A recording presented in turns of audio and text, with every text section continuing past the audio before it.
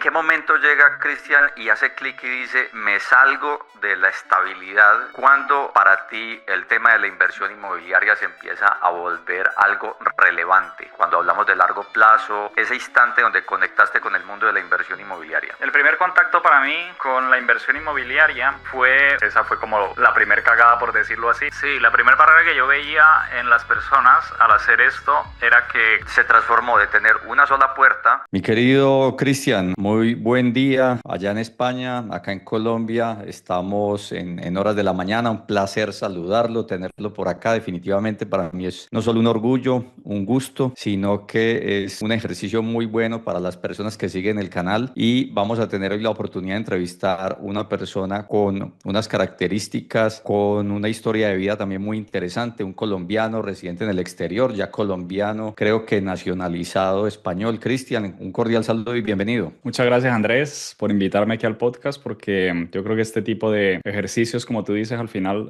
son los que aportan valor ahí fuera, ¿no? Bueno, Cristian, cuéntame un poco, ¿hace cuánto llegaste a España? ¿Cómo fue ese tema de la salida de Colombia? Algo que nos puedas participar del primer acercamiento que tuviste al salir del país. Sí, bueno, yo creo que prácticamente todos los colombianos tienen algún familiar en el exterior, ¿no? Y bueno, pues algunos en Estados Unidos y otros más concretamente en España, posiblemente un poquito más flojos por el tema del idioma, ¿no? Es mucho más fácil aquí. Entonces, pues mi madre se vino por aquí, por ahí en el 2002, 2003 y yo a los 2 años ella mandó por mí, como quien dice. Yo tenía dos opciones, o quedarme en Colombia estudiando una carrera y demás, o venir aquí y entrar al ejército, que era una de las cosas que ya estaba mirando desde allí. Entonces, bueno, pues eso fue un poco lo que sucedió. Me vine aquí a España para apoyar también a mi madre, claro, y así como que se quitara esa carga de tener que estar viendo por mí. Era como el pensamiento que yo tenía en esa época, más o menos a los 18, 19 años. Es decir, tu mamá ya estaba radicada en España y dijo, me traigo a mi hijo porque la mitad del corazón se le había quedado en Colombia. Sí, o sea, en parte ella me dio un poco a elegir, ¿no? Si quería yo quedarme en Colombia estudiando, que yo quería estudiar ingeniería en sistemas, pero también tenía como ganas de entrar a la policía. Y bueno, pues ahí fue donde empecé a investigar un poco y encontré una página que se llamaba soldados.com y entonces me di cuenta que era pues una página española donde pues vendía muy bien lo que era el ejército español y demás. Entonces por ahí fue cuando me entró la curiosidad, se empezaron los trámites y así fue como me vine yo a España. Es decir, que la motivación tuya no solo era conectar con tu mamá, sino llegar a España y hacer el ejercicio de la vida militar. Claro, fíjate que yo estaba ya justamente, bueno, había empezado algo de la universidad, pero yo era muy cabra loca en ese sentido y lo que hacía era, bueno, pues me metí a una carrera, no me gustó mucho, entonces salí rápido de ahí y estaba buscando opciones, ¿no? Pero yo también tenía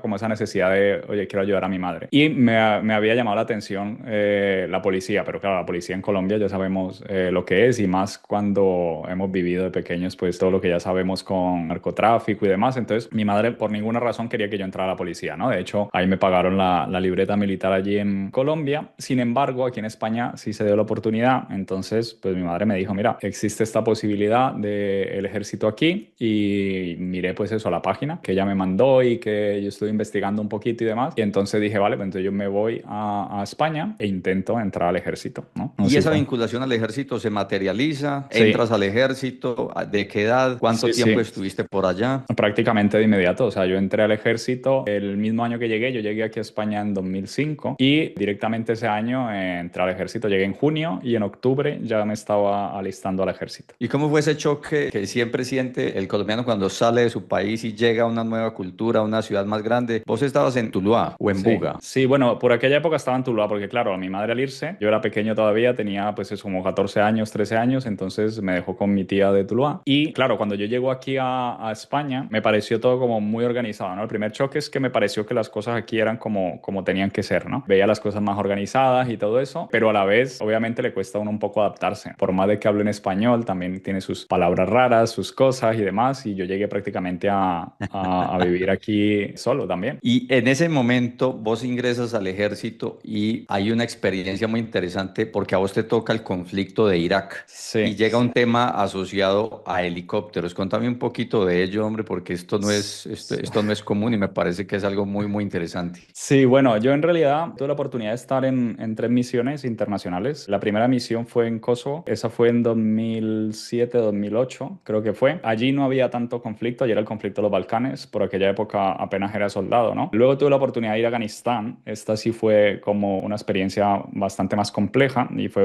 bueno, pues allí en realidad sí había un conflicto bastante más fuerte que yo creo que todos conocemos, ¿no? Y luego la última, ya siendo suboficial, porque yo la verdad fue que hice carrera, yo, bueno, pues siempre me ha gustado mucho el estudio, los libros y todo esto, y entonces, bueno, pues yo quise estudiar, hice carrera dentro del ejército y el ejército aquí te paga, en este caso, los estudios, y bueno, pues hice carrera de mecánico de helicópteros en este caso, ¿no? Entonces me Mecánico especialicé de en... helicópteros. Sí, estudias aviones, pero en realidad luego la especialización es en helicópteros, y ya cuando salí, ya me gradué, etcétera, etcétera, me voy en 2019 a Irak. No, 2020, en plena pandemia fue. Durísimo, durísimo. Entonces, vos no solo vives la pandemia en una misión, sino que también haces partícipe, pero como mecánico de helicópteros. ¿Y alguna anécdota particular? Deben haber varias, sin duda, porque es una experiencia de vida muy fuerte estar en un conflicto armado, estar en un tema de guerra. ¿Qué hace un colombiano por allá metido? Y segundo, ¿qué anécdota de pronto te queda de esa vivencia? Hay muchas, la verdad es que en concreto el ejército español está, pero no está tan metido en batalla como probablemente sí esté el ejército americano, ¿no? Entonces nosotros vamos más como de apoyo, y en concreto la unidad en la que yo estaba, pues una unidad de helicópteros, nos cuidan más, ¿no? Los helicópteros en los que vamos son muy caros, 40 millones de euros cada helicóptero, entonces tampoco nos quedamos por ahí. Ave María. Claro, hay que cuidarlos mucho. Entonces, claro, yo estaba en una unidad de transporte, transportamos tropas, etcétera. Y bueno, pues experiencias muchas. Pero una que ahí me marcó bastante es que yo, por ejemplo, a Irak, yo me llevé 24 libros de desarrollo personal, ¿Cuántos inversiones. libros te llevaste? 24. Bueno, 24 26. libros, o sea, tú no llevaste ropa, sino 26 libros. libros. Me llevé 26, pero me leí 24.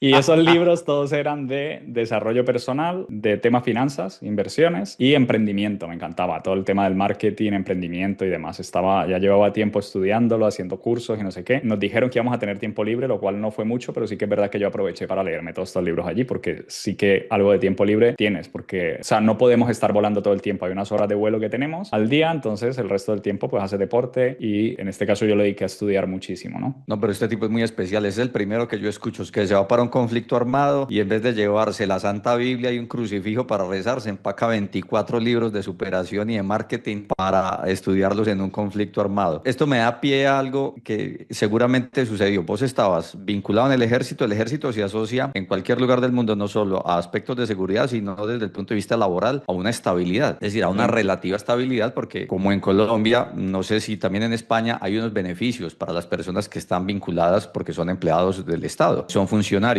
Entonces tú estabas en un entorno, ¿cuántos años ya llevabas en el ejército en ese momento? En ese momento llevaría unos 16 años ya casi. O sea, yo entré muy jovencito al ejército, entré pues con 19 años, básicamente. Entonces ya ahí ya llevaría eso, pues unos 16 años. Llevaría ya en el ejército de Por ahí voy a español. buscar unas fotos y las vamos a publicar para que las vean Ah, sí.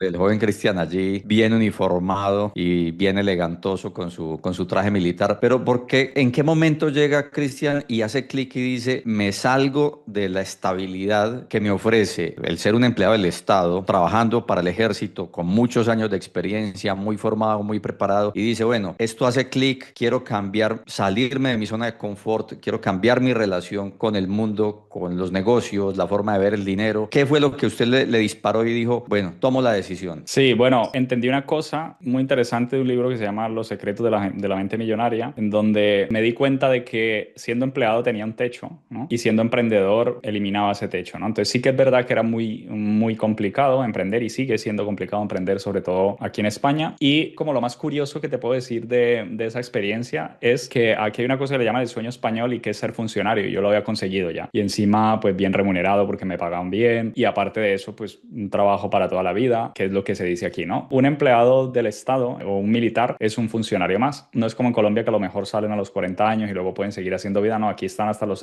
60 y pico de años. Yo no me veía hasta los 67 años, creo que está la edad ahora de jubilación, en el ejército, no porque se estuviera mal, sino porque yo tenía como otras aspiraciones y quería hacer otras cosas también con mi vida, ¿no? Aparte de todo lo que estaba leyendo, emprendimiento y demás, quería hacer otras cosas. Y esto fue un choque, para mí no, obviamente, yo fui el que tomó la decisión, pero para mis compañeros y para mi entorno sí, ¿no? Porque es como, bueno, tú tienes lo que todo el Total. mundo quiere y busca aquí en España y vas y lo dejas por irte a vivir una aventura, a montar tu propia empresa, tu propio emprendimiento. Este libro, Los secretos de la mente millonaria, es uno de los, yo creo que uno de los referentes más interesantes en temas de psicología de dinero, pero sobre todo de psicología para el emprendedor, porque cambia la forma en que se asocia la relación con el dinero. Este libro, si no estoy mal, es del señor Harv Eker, si no estoy equivocado. Sí, un Y me canadiense, parece que sí. tiene unas enseñanzas muy interesantes. Dentro de esos libros, alguno que las personas puedan decir, hombre, si se busca un efecto de transformación, etapas iniciales, por ejemplo, en mi caso, cuando yo llevo a la gente y estoy conversando con ellos sobre el tema de inversión inmobiliaria, a mí siempre me parece que Padre Rico, Padre Pobre, en mi caso fue uno de los libros que me hizo clic en la mente, y el cuadrante del flujo del dinero. ¿Hay alguno que a vos te digas, hombre, este libro me generó una transformación real sobre la forma en que yo estaba viviendo y la decisión de salir de mi zona de confort, en este caso del ejército? Hay un libro muy interesante que me gusta mucho y que es de Yuval Noah Harari. Es más de historia, pero nos ayuda a entender un poquito más de dónde venimos, ¿no? Culturalmente hablando. Entonces, este libro básicamente lo que te hace clic es cómo es que nosotros como seres humanos podemos investigar o podemos estudiar un poco la historia y cómo es cíclico y todo se repite, ¿no? Entonces eso me hizo clic y ahí fue cuando me empecé a interesar también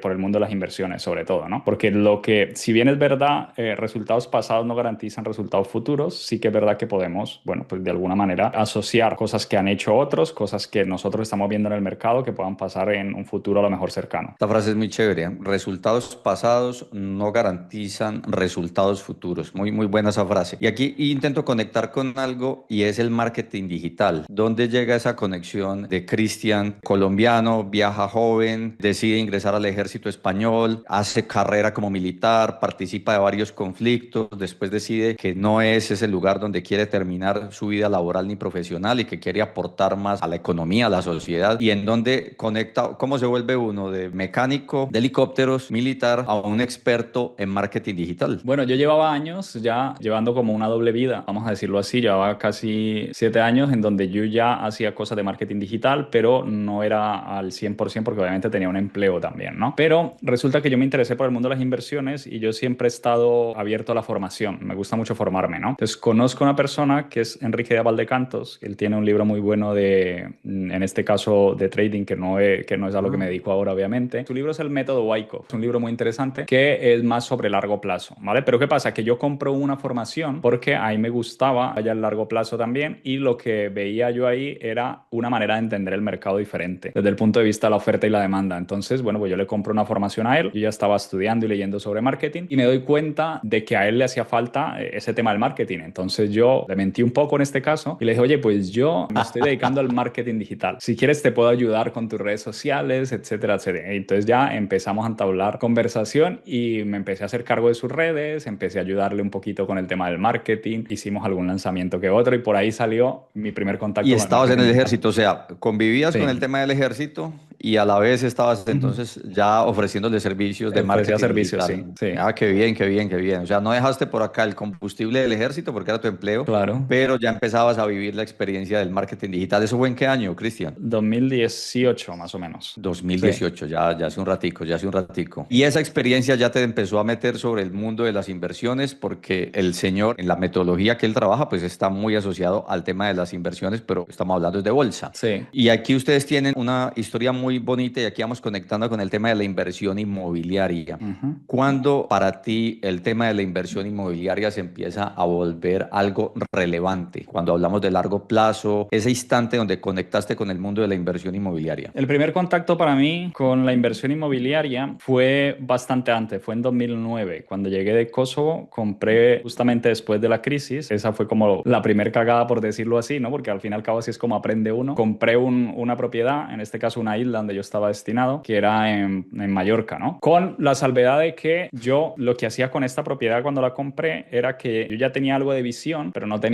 sabía de números, no sabía de nada, no había leído todavía ningún libro, pero lo típico, todos sabemos que los inmuebles no es un buen activo para poder invertir, ¿no? Y lo que yo hacía era que me iba a vivir al cuartel y como era una isla que llega mucho turista y demás, pues en la temporada de verano la alquilaba. Y con eso que la alquilaba prácticamente pagaba la hipoteca de todo el año. Eso lo repetí 1 o 2 años, pero luego me fui destinado a otro sitio, no sé qué. Y bueno, pues tuve algunos problemas con la propiedad. Obviamente no la podía vender porque los precios habían caído mucho, porque estábamos aquí en plena crisis, 2012, 2014. Y entonces esa fue como mi primera relación con la inversión inmobiliaria, una propiedad que tuve que mantener durante mucho tiempo con mi sueldo y bueno, pues no fue nada bonita la experiencia, pero tenía algo que enseñarme al final. Luego, bueno, el mercado, como lo que hemos hablado antes, ¿no? Es cíclico, se fue recuperando poco a poco y al final con mentalidad a largo plazo, bueno, conseguí vender esta propiedad y ya a partir de aquí como que me reinicié otra vez en el tema del mundo de la inversión inmobiliaria. Vos me comentaste una Sí. historia interesante del alquiler de una habitación. Ahí ya me había formado. Entonces ya empecé yo a formarme, a leer un poquito más y estaba muy interesado por el modelo de Airbnb. Eso fue ya cuando salí de la academia, por ahí creo que en 2017 o así, y por eso ya estaba leyendo sobre inversiones, estaba, bueno, pensando en diversificar. Y lo que hice fue, oye, yo estoy alquilando una propiedad que es bastante grande para mí solo y me sobran 2 habitaciones. Entonces lo que hice fue que aprendí sobre el modelo de Airbnb y empecé a rentar habitaciones y yo prácticamente pues vivía gratis. Obviamente luego hablé con el dueño del piso porque si no, no sería legal y demás. Y bueno, pues él accedió, me dijo que prácticamente los muebles y todo era mío. Entonces yo seguí haciendo ese modelo. De hecho, me asocié también con otros compañeros y replicamos la operación en otras propiedades también. Qué experiencia tan potente. Es decir, aprovechaste un inmueble y sobre ese inmueble empezaste a sacar rentabilidad subarrendando,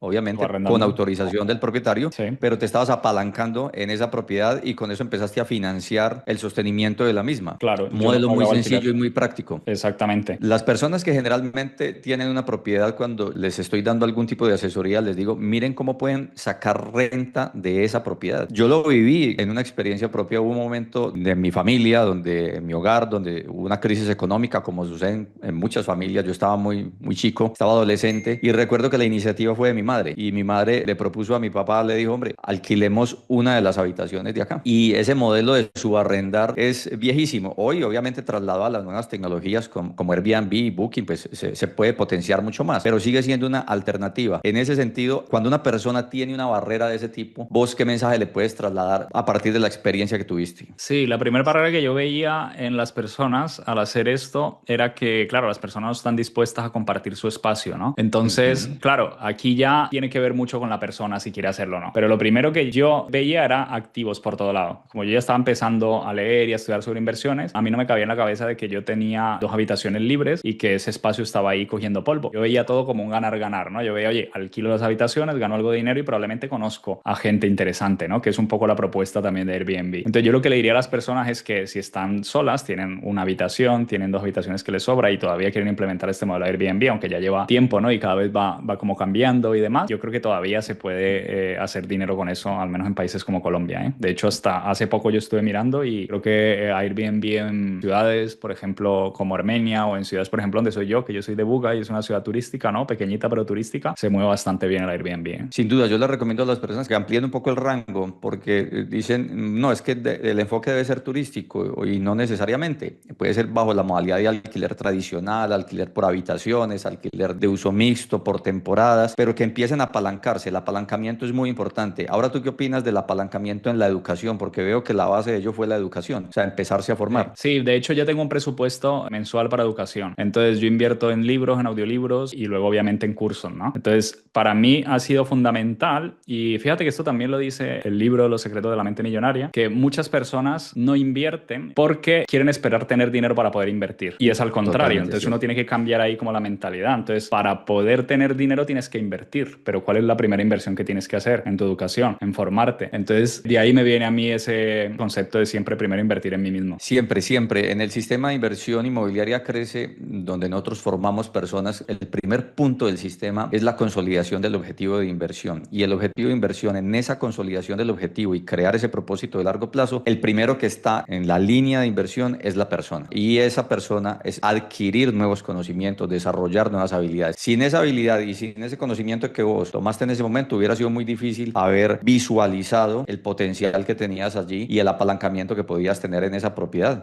que no era tuya. O sea, entraste en el mundo de los negocios inmobiliarios en una propiedad que no era tuya y la empezaste a rentabilizar. Muy interesante. Claro, sí, sí. Sí, yo creo que muchas veces para hacer dinero no hace falta dinero, hace falta creatividad y también un poquito de necesidad a veces, ¿no? A veces tenemos que tener esa necesidad, esa hambre que solemos tener los latinos muchas veces para emprender y para hacer cosas. Definitivamente, yo siempre creo que la inversión inmobiliaria tiene un altísimo componente de creatividad porque los negocios están allí. Ahí es que conocerlos, aprender a detectar las oportunidades y tomar acción. Y tomar acción es hablar. En este mundo de la inteligencia artificial, la inversión inmobiliaria sigue teniendo un componente de altísimo contacto personal, de poder hablar, de presentar ideas, de presentar ofertas, de buscar soluciones, porque generalmente el propietario también tiene problemas. Tiene una situación complicada en algunos casos y por eso quiere darle una dinámica distinta a ese inmueble. Y ahí es donde aparece la persona con el conocimiento, pero con un altísimo nivel de creatividad. Ustedes están desarrollando, Cristian, un proyecto muy bonito, una inversión muy bonita que tuve la oportunidad de conocer en Tuluá. Ese es un proyecto de inversión familiar y me ha encantado lo que ustedes están haciendo porque es de los ejercicios más bonitos, ilustrativos, de transformación de una propiedad, de multiplicarla a partir de una ampliación. A mí me ha fascinado ese proyecto. Cuéntanos de esa inversión, por qué se metieron, cuáles fueron sus principales retos al inicio. Háblanos un poco sobre esa inversión en Tuluá. Sí, bueno, creo que antes me tengo que devolver y luego darte también las gracias porque tú has participado también ahí, porque si no fuera por, bueno, un poco de mentoría que me diste y ese asesoramiento que me diste en su día, pues seguramente no se ha podido llevar a cabo, ¿no? Entonces, eso lo primero. Y lo segundo es que yo empecé antes, lo hice primero con una propiedad que tenía mi madre en Buga y en este caso yo lo que vi es lo mismo, básicamente lo mismo. Esta propiedad es una casa, está en un condominio y ¿por qué no convertimos esta propiedad en dos? Rentamos una y, bueno, pues podemos vivir en la otra si lo que queremos. En ese caso fueron para rentarla las dos, ¿no? Entonces ahí fue una obra menor, por decirlo así. Y yo dije, bueno, ya que he hecho esto y ya que, bueno, pues he tenido esta experiencia, ahora vamos a replicarlo pero en algo más grande. Y aquí es donde entra la idea de la casa de Tuluá, ¿no? Que estaba pues muy bien localizada, con, bueno, tú la conociste, bastante grande también y se podía hacer algo interesante que es justamente lo que estamos haciendo ahora. No sé si puedes poner por aquí algunos vídeos o extractos que te he ido mandando, pero ahí quería conectarlo un poco con esas reuniones que tuvimos, tú y yo uno a uno, y donde me fuiste un poco abriendo un poquito la cabeza de hasta dónde podía llegar y qué es lo que se podía hacer en esa zona, ¿no? Y bueno, en cuanto a eso, nada, primero eso, agradecido y segundo que el proyecto va muy bien, va muy rápido, la verdad, y todo ha sido pues gracias también a que aquí tuve colaboración de Andrés, no me voy a cansar ya de eso, de agradecer en ese aspecto. No, ni más faltaba. La propiedad es una propiedad muy interesante. Era una casa,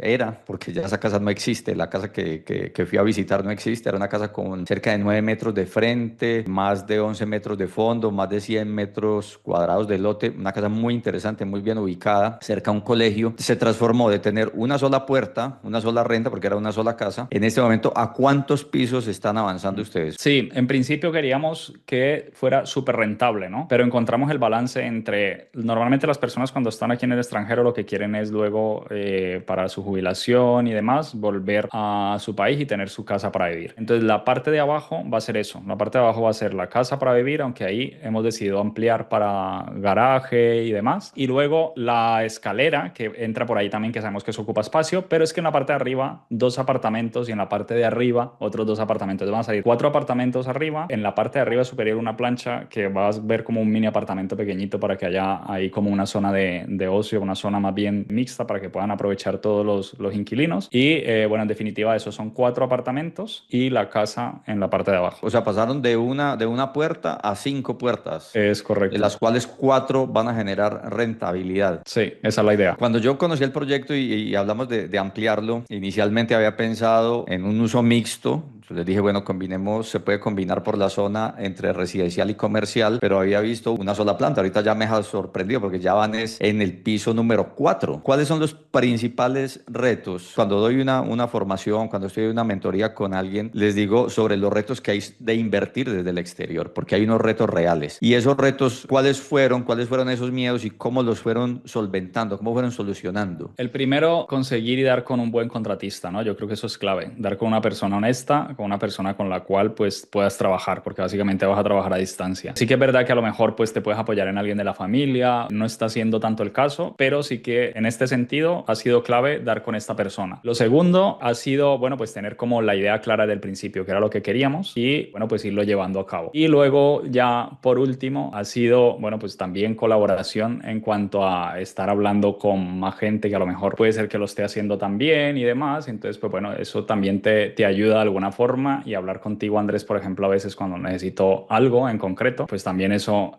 apoya mucho. Pero yo creo que uno de los retos más grandes que nosotros vemos que hay es la compra de materiales, sobre todo acabados desde aquí, ¿no? ¿Cómo gestionas esa parte del dinero? Y yo creo que es algo que muchos que están a lo mejor aquí en el exterior y quieren invertir en Colombia se pueden estar preguntando, y bueno, yo creo que con eso me puedes ayudar más bien tú, porque eres tú quien me ha orientado un poquito en eso. Vos hiciste lo más difícil, porque invertir desde el exterior en una remodelación es tal vez de los pasos más arriesgados, porque el no tener un equipo muy comprometido, personas que ayuden a la supervisión del proyecto estando desde afuera, uno se estresa porque ve una obra, pero la ve en videos y la ve en fotografías. Entonces el contratista juega un papel determinante, debe ser un contratista muy serio, muy comprometido, el equipo de supervisión, el familiar o el tercero que esté apoyando para que los avances en obra se vayan ejecutando según lo planeado. Cuando vos me dijiste que ibas a hacer eso, yo salté de la silla, porque yo recuerda que yo te dije, ojo con esto porque no va a ser fácil. Pero ese es el emprendedor, el que tiene un propósito fuerte y a largo plazo se le mide. Incluso vos hiciste algo que yo a muchas personas no les recomiendo. Cuando yo te dije, tenías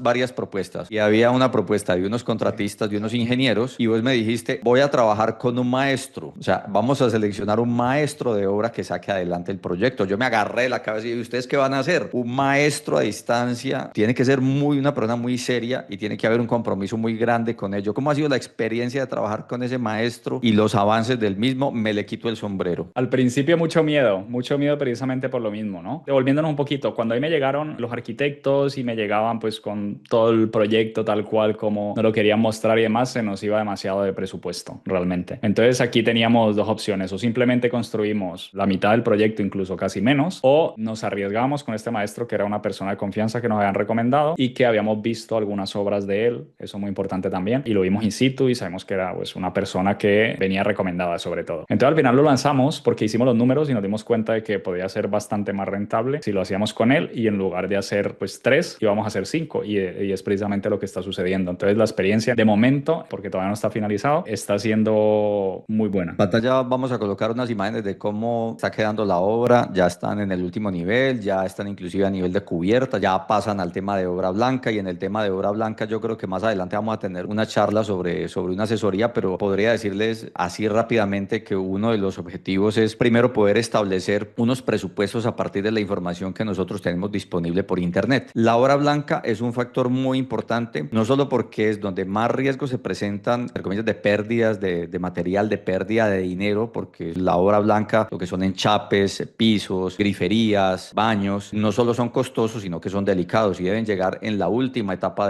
en este caso de la reforma, de esta ampliación que ustedes están haciendo. Entonces, una de las recomendaciones que le hice a Cristian es que recogiera una información muy básica por internet sobre precios de acabados en sitios como Home Center, donde se puede sacar información por metro cuadrado, que el maestro, en este caso la persona que está adelantando la obra, le dé unas áreas estimadas, y con esas áreas estimadas se pueden sacar cálculos sobre cerámicas o tipos de piso que se van a utilizar, la cantidad de pegante que se puede utilizar para esa área que el maestro ya tiene clara en su obra que se puede desarrollar, y sacar unos estimativos iniciales, y con base en esos estimativos iniciales avanzar a unas cotizaciones que se pueden sacar a distancia con tiendas más grandes, y allí estimar un presupuesto de ejecución dependiendo del objetivo. Si en este caso, que es como Cristian, va a ser para inversión, va a ser para alquilar, no es necesario hacer unas inversiones muy grandes en acabados. No vale la pena colocar unos acabados top o unos acabados premium, porque se va a subir muchísimo el presupuesto, y yo siempre he dicho, el inversionista no va a vivir allí, lo va a colocar en unas condiciones óptimas y adecuadas para que otra persona pueda vivir con tranquilidad allí, pero no debe gastar todo su presupuesto en una obra blanca, en unos terminados y en unos acabados de un perfil muy alto. A la final los inquilinos no necesitan ello necesariamente para poder disfrutar de esa vivienda. Si incluso podemos ir un poquitico más allá, hay acabados que se pueden conseguir de segunda mano, nuevos pero de segunda mano, que pueden tener algunos pequeños imperfectos, y eso ayuda a reducir mucho la inversión. razón, pero todo eso se puede cotizar a distancia, inclusive se puede pagar a distancia. Tú le puedes girar directamente a la tienda, tú puedes contratar directamente con el almacén que va a proveer los acabados, pagarle para que ese dinero no pase por las manos, en ese caso del maestro, sino que el maestro simplemente se encargue de recibir el material a distancia. Inclusive se puede coordinar la entrega, contratar directamente la entrega y para que vayan haciendo los despachos. Eso se puede hacer a distancia. Lo que yo sí no recomiendo, y esto es muy interesante, aquí un tip de alto valor, es no comprar en la ferretería del barrio. Hay cosas que se pueden comprar en la ferretería del barrio, una brocha, un rodillo, clavos o puntillas que se acabaron, algo muy básico porque hay cosas que se necesitan, pero ir a negociar con la ferretería del barrio, esa ferretería te va a vender muy costoso y en inversión estamos hablando de números. Esto tiene que ser rentable, entonces ir a negociar con la ferretería del barrio es comprar muy costoso. Puedes negociar directamente con almacenes más grandes y la ferretería del barrio solo para contingencias. Entonces aquí un tip de valor para todos y para ti, Cristian, dentro de este proceso de acompañamiento que hemos venido realizando. Ahora vamos a conectar con otro punto que me parece importante y es desde el exterior, ¿cuáles son esos temores que se deben romper para invertir en Colombia? ¿Cuáles son los beneficios que tú ves que se pueden lograr y cuáles son los temores que se deben romper, esas barreras limitantes? Los beneficios son de sentido común un poco, ¿no? O sea, el hecho de que estemos en estos países, tanto Estados Unidos como España, pues tiene un poder adquisitivo más alto. Si la persona es ahorradora, claro está, porque en estos países igual que se gana, se gasta. Entonces, claro, tienes un poder adquisitivo más alto, que luego eso quiere decir que si lo llevamos a un país como Colombia, pues puedes comprar propiedades, ¿no? Entonces es como uno de los mayores beneficios que hay. Luego también el acceso quizá a financiación. Aquí la financiación es relativamente sencilla, un préstamo personal, y con un préstamo personal te da suficiente, un préstamo personal de 20.000, de 30.000 euros, te da suficiente para comprar una buena propiedad en Colombia. Y bueno, las tasas aquí incluso de préstamos personales, que suelen rondar el 5, el 4 o así, son mucho más asequibles que las tasas que hay en Colombia muchas veces, que a veces el interés suele estar alrededor del 12 o así, ¿no? Entonces, esos son algunos de los beneficios que yo encuentro, ¿no? Y luego, obviamente, las barreras que uno se encuentra, los retos que uno se encuentra, tienen que ver más con precisamente lo que hablábamos antes, con la parte de esa gestión, ¿no? Pero, lógicamente, aquí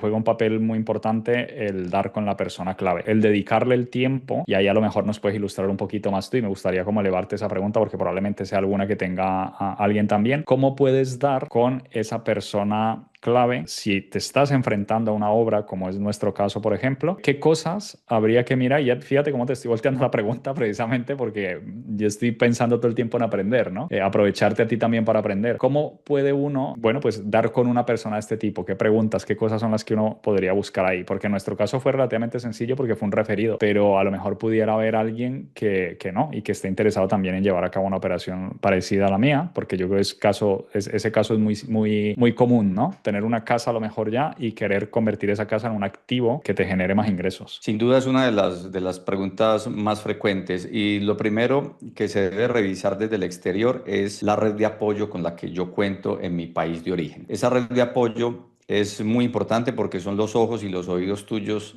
en Colombia. Esa red de apoyo no necesariamente es la persona que esté desocupada, porque generalmente la persona dice, no, busquemos a alguien que esté desocupado dentro del grupo familiar, que tenga tiempo y alguien que levante la mano y diga, sí, yo de vez en cuando puedo irle a echar un ojillo al proyecto que está desarrollando Cristian aquí en Colombia. Y ese es el primer error, porque esa persona no solo no tiene el tiempo y el compromiso, sino que puede que no tenga el conocimiento. Y en muchos casos lo que yo recomiendo allí es que esa red de apoyo se apalanque en una persona que incluso se le pueda pagar, si es del caso, para que asista a la obra desde un concepto de administración remota. Es decir, alguien que yo le pueda decir con unos conocimientos y con un acuerdo que llegue con él para que sean mis ojos y mis oídos en el proyecto, como una especie de interventoría. Puede ser alguien de la familia, puede ser, hay profesionales que se dedican a ello. Eso te iba a decir, Hay, sí. claro, hay profesionales que se dedican a ello y que cobran unos porcentajes muy bajos. El porcentaje por administración oscila fácilmente entre un 10 y un 15% nomás de la obra. Lo que le vas a pagar realmente con relación al beneficio que vas a recibir porque vas a tener una persona con conocimiento conocimiento para que haga la interventoría, la supervisión y la curaduría de lo que se esté haciendo, eso te sirve de una manera importantísima. Esa es mi primera recomendación. Ahora, si dentro del grupo familiar hay alguien o dentro de los amigos que tienes que se pueda comprometer y que pueda asumir ese rol y que tú le puedas dar una compensación por ello, eso también es muy eficiente porque son personas que estarían muy pendientes del seguimiento de la obra, pero esa red de apoyo es fundamental. Si no hay red de apoyo, como en el caso que ustedes tuvieron en su proyecto, que hay familiares comprometidos, que hay personas involucradas, yo los he visto en los videos de seguimiento y que están muy conectados con el proyecto y con la iniciativa, perfecto, podemos avanzar. Y esa sería una de las primeras recomendaciones. Uno, buscar una persona que por administración nos colabore en la auditoría y en la interventoría de la obra que se esté realizando. También hay que dimensionar la obra. Hay reformas de reformas. Si yo estoy en una reforma muy pequeña, que es reemplazar una cocina o pintar un apartamento o pintar una casa o tumbar un muro para distribuir un espacio, pues muy seguramente lo puedo hacer de una manera mucho más rápida y no necesito tanto compromiso. Pero en el caso de ustedes, donde se ampliaron, donde elevaron el número de unidades, donde ya se convirtió ya no en una reforma, sino en un proyecto de amplio impacto, el tener a alguien en la supervisión a la cual se le pueda pagar por ello es lo adecuado. ¿Dónde están estas personas? Están en las mismas redes sociales, pero también están en los mismos referidos. Mira que la vía que ustedes llegaron, que fue el referido, es fundamental. El referido en la obra es la mejor recomendación de marketing que hay. ¿Qué ha hecho? ¿Qué está realizando? Y es la mejor forma, es el mejor voz a voz para uno poder encontrar esa persona que va a colaborar. Esto te lo podría decir y eso obviamente a los alumnos en los que hemos venido acompañando los seguimos fortaleciendo en esas temáticas. Perfecto. A mí también me parece que ha jugado un rol importante ese intermediario y de hecho me da ideas, incluso ya sabes que los emprendedores siempre estamos pensando en eso, ese tipo de personas porque realmente yo no sé dónde buscarlos, dónde podrían buscar estas personas. Por ejemplo, yo voy a empezar una obra, ¿cómo doy con estas personas? ¿Realmente oficialmente existe un oficio de intermediación de una persona que esté allí para gente que esté aquí en el Claro, exterior? claro, por supuesto. Los ingenieros civiles, uno a veces cree que un ingeniero va a valer mucho dinero porque cree que va a estar muy vinculado desde el inicio de la obra y que va desde la estructuración del proyecto, desde la elaboración de planos. Pero en un caso como este puntual, donde ustedes ya tenían todo diseñado, simplemente necesitas es un proceso de acompañamiento. Mira que en mi experiencia, yo cometí un error muy grande al principio en una de las obras que hice y es que me metí de lleno con un maestro con muy buenas ideas.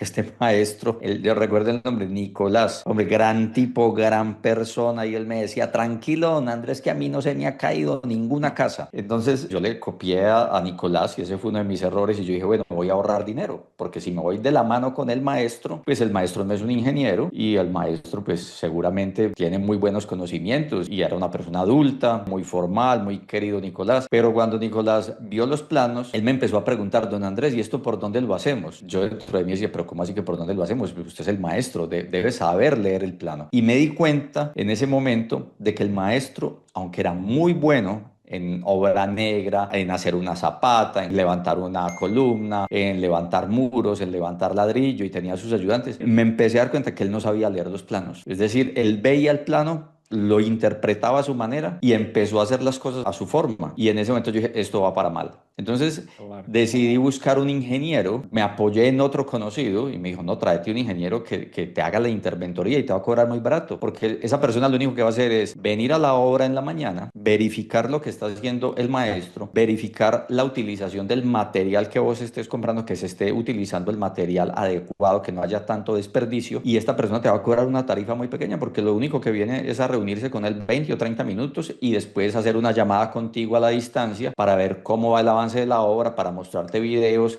para mirar cómo se está adelantando todo lo que se planificó. Entonces, estos ingenieros, puede ser un ingeniero, puede ser un técnico en obras civiles también, puede ser un arquitecto, inclusive puede ser otro maestro, si es del caso, pero que tenga experiencia y que venga con una referencia donde él a partir de su conocimiento te sirva de ojos y de oídos en el proyecto. ¿Dónde se ubican? Redes sociales, contactos de amigos. En el exterior, te lo aseguro, hay otros colombianos que también han desarrollado proyectos de ese tipo y te dicen, no, mira, con este no se vaya a meter ni por el berraco o con este sí me fue muy bien. Entonces uno empieza en ese voz a voz a identificar a esas personas y hay veces pagar ese poquito de más por una auditoría te ahorra una cantidad de dinero muy, muy importante. Sí, lo barato sale caro al fin y al cabo, ¿no? Aquí Lo sería barato eso. sale caro y en obra, en construcción, todo es costoso. Un error es costoso. Una recomendación final para las personas que están desde el exterior y que están haciendo estas reformas es cuidado con las modificaciones. Cíñanse al plan inicial que tenían. No se inventen en el camino de la obra nuevas habitaciones, nuevos pisos, tumbar muros, cambiamos el diseño de la sala como la había planteado porque esas modificaciones te valen un ojo de la cara. Cuando ya están hechas, tumbar, volver a hacer es pérdida de material, es pérdida de tiempo,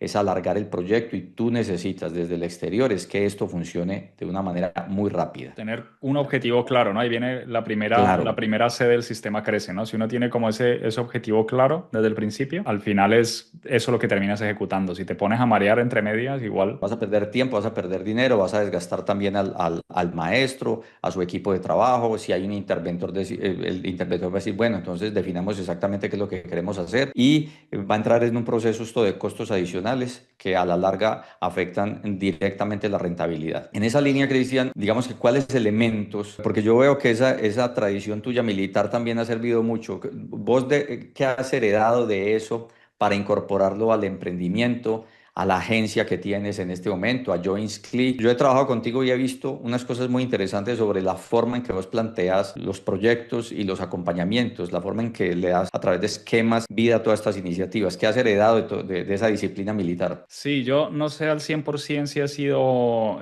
disciplina militar porque desde mi casa ya lo traía o porque lo aprendí aquí en el ejército. De hecho, yo tengo amigos que son militares y no son tan disciplinados, ¿no? Entonces yo creo que eso más bien viene intrínseco. Lo que sí saqué yo del ejército y sobre todo más con la carrera, cuando empecé a estudiar sobre aviones y todo eso, es la manera de esquematizar y de ver todo como desde el punto de vista de un ingeniero. Entonces, cuando uno empieza a ver todo así, de ahí donde salen la mayoría de mis esquemas y todo eso, ¿no? Y mi obsesión por crear prácticamente sistemas para todo. Yo creo que casi cualquier cosa se puede sistematizar. De momento sé que con la IA no todo se puede automatizar, pero mucho sí se puede automatizar, ¿no? Yo creo que lo más importante es eso, como crear sistemas para poderlo hacer replicable. Yo creo que los sistemas al final lo que te dan son resultados predecibles, ¿no? Entonces, en cualquier emprendimiento, en cualquier modelo de inversión, si nosotros logramos tener un sistema, como puede ser el sistema que crece, que a mí me fascinó, al final eso es predecible y es replicable por cualquier persona, incluso en cualquier lugar. Yo ahora que conozco el sistema crece, yo voy por aquí por las calles de esta ciudad donde vivo ahora, rastreando oportunidades de inversión y eso ya lo tiene uno como, porque una vez ya lo sabes, como que ya lo tienes intrínseco, ¿no? Entonces ya uno va viendo prácticamente oportunidades en cualquier lado, ¿no?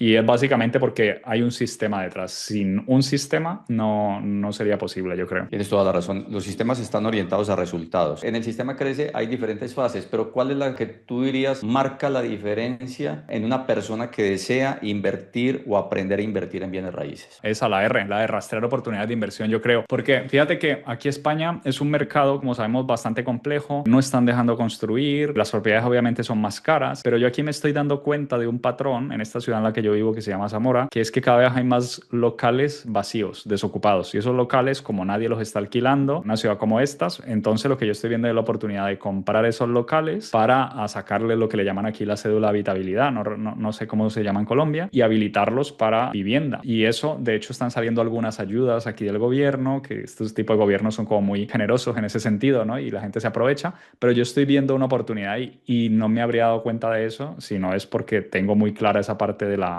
R, ¿no? Rastrear esa oportunidad de inversión. La captura y rastreo de la oportunidad de inversión es fundamental y aquí te voy a dar una idea porque he seguido el mercado español, me gusta el mercado inmobiliario español también. De hecho, me gusta España, tengo familia en España y esa modalidad, para que la tengas presente, se llama cambio de uso. Cambio de uso, sí. Ese cambio de uso yo lo aplico aquí en Colombia, pero al contrario, una de las modalidades que más me gusta es cambiar el uso de residencial a comercial, es decir, identificar propiedades que están en un uso residencial tradicional y dependiendo de su ubicación, de la calle, de la visibilidad, del nivel de exposición que tengan, las transformo a locales comerciales o combino local comercial con residencial y le doy un uso mixto. Pero en España ese cambio de uso es una oportunidad muy buena, muy interesante, con locales, con bodegas que están en desuso, que se han desocupado, que están en vías que no son de alto tráfico, pero que son vías alternas y que se pueden modificar a través de un proceso que se hace con los ayuntamientos y también hasta con las mismas inmobiliarias, pero me parece que es una muy buena idea porque esa captura de esa oportunidad se refleja en suplir una necesidad muy grande que hay en España y la necesidad es de vivienda. tremenda. Entonces, muy buena esa opción y creo que la podrías aplicar fácilmente. Cristian, el éxito para ti en la inversión inmobiliaria inicia ¿en qué punto para las personas que están empezando? El éxito, yo creo que siempre, y la mayoría de gente que habla del tema de inversiones, siempre te va a decir lo mismo y es en comprar bien, yo creo. Si tú haces una buena compra, si tú compras por debajo del precio, y a lo mejor esto si quieres lo ligamos con una actividad que yo hice recientemente en Estados Unidos también, si tú consigues comprar bastante por debajo del precio, has hecho una buena compra.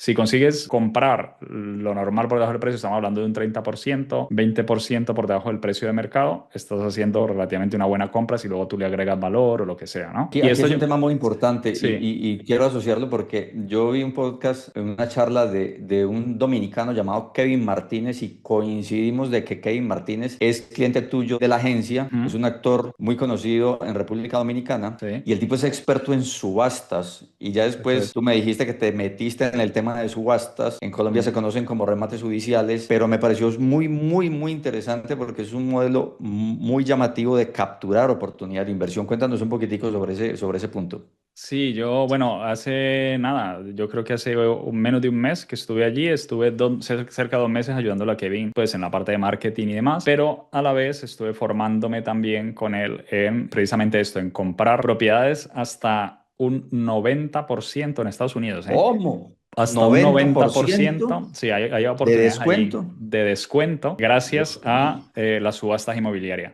Claro, este tipo de cosas uno las dice por aquí, uno no lo cree, yo no me lo creía. Y no me lo creía hasta No, que no, fui no. allí y lo vi. Y vi cómo se iba a la subasta y cómo había gente comprando propiedades hasta por un 90%, ¿no? Propiedades que a lo mejor están valoradas en el mercado por 200, tú las puedes conseguir por $20,000, por ejemplo. Entonces, eso es saber comprar. Obviamente, hay que meterle reforma, obviamente hay que meterles algún dinero, hay que hacer cosas, ¿no? Y como supongo que son las subastas también en Colombia, pues tienes que esperar a que te llegue el título, etcétera, etcétera. Tiene sus problemas asociados, pero imagínate que tú te compras una propiedad incluso por un 50%, Increíble, ya estás increíble. ganando un montón, ¿no? Entonces, Es demasiado descuento. creo que es un modelo muy interesante. Muy interesante para los que están en Estados Unidos y muy interesante inclusive para aquellos que quieran de pronto considerarlo como una opción de inversión en el exterior. Pero es que estamos hablando de un descuento muy alto. Las subastas en Colombia no llegan a esos niveles de descuento. Aquí hay oportunidades que se encuentran, pero no en esos porcentajes tan altos. Bueno, súper interesante, súper interesante. Cristian, un mensaje para el Cristian que tenía 15 años y estaba en Colombia. Si hoy te encontraras al Cristian que estaba armando la maleta, empacando, dejando su país, irse a conectar con su mamá nuevamente, ese punto tan importante de la vida, ¿qué le dirías a ese Cristian de 15 añitos hoy que ya estás más grande, que estás volteando por los 40 años ya y con varias cosas encima? Que se saltara la parte de la fiesta y que empezara antes a estudiar sobre finanzas, sobre inversiones inmobiliarias y sobre emprendimiento, le diría eso. Que se saltaron un poquito de fiesta. Sí, se saltara un poquito la etapa de la fiesta, sí. Muy bueno ese mensaje. Hoy que todo se quiere tan rápido, Cristian, hoy que estamos en el mundo del dedito más ágil, Del TikTok. sí, del TikTok, del Instagram y que esto nos pega tan duro aquí en Colombia, en Latinoamérica, bueno, y en todo el mundo, donde todo el mundo quiere todo tan rápido que queremos resultados ya. Yo soy muy consciente de la importancia de la paciencia y del largo plazo. ¿Tú qué opinas del largo placismo? No, pues el largo plazo es la mentalidad adecuada, ¿no? O sea, cualquier proyecto que tú vayas a llevar a cabo tiene que ir con mentalidad a largo plazo, si no, yo creo que no lo vas a conseguir, ¿no? Y yo creo que hayas tocado un punto interesante y no para extendernos mucho, sino para incluso hacer un llamado a las personas que, bueno, pues están todo el día en las redes sociales y demás. Yo me dedico a eso. Básicamente, la agencia de marketing digital tiene que ver con redes sociales y realmente si yo veo mi Instagram, yo paso ahí muy poco tiempo. Y si yo veo TikTok, menos todavía. Y tengo clientes que venden un montón de dinero en TikTok, ¿no? ¿Qué pasa? Que si reemplazas el uso de plataformas como estas por plataformas como YouTube, por ejemplo, donde ves este tipo de contenido más largo y educativo, aquí la invitación ya pasaría de estar buscando dopamina para estar buscando, en este caso, conocimiento.